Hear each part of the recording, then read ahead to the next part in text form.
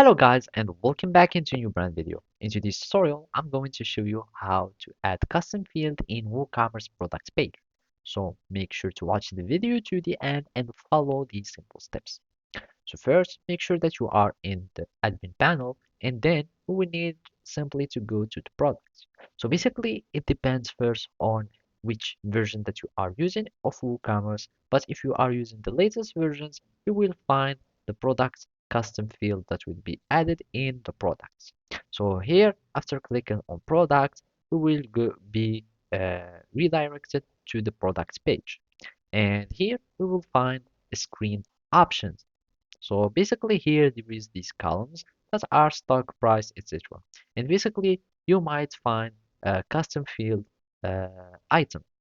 And by clicking on the item, the custom field, you will be able to start adding custom fields to your products.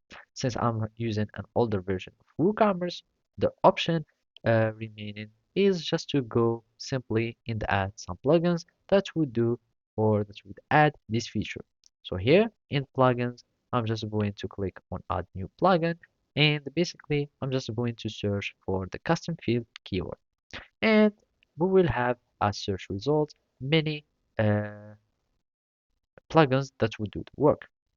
So for example, here we have a checkout field editor and advanced custom field that would allow you to customize WordPress for powerful, etc.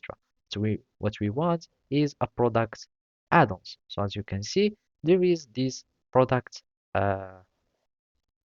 plugin that will allow us to start adding custom fields to our WooCommerce. So basically you will need just to install it and activate it and basically you can see how it is looking and basically you can find the products add-on in your menu and from there you can start adding the forms and just start setting up your products categories and adding their custom fields. So basically that's it. Thank you for watching and see you next time.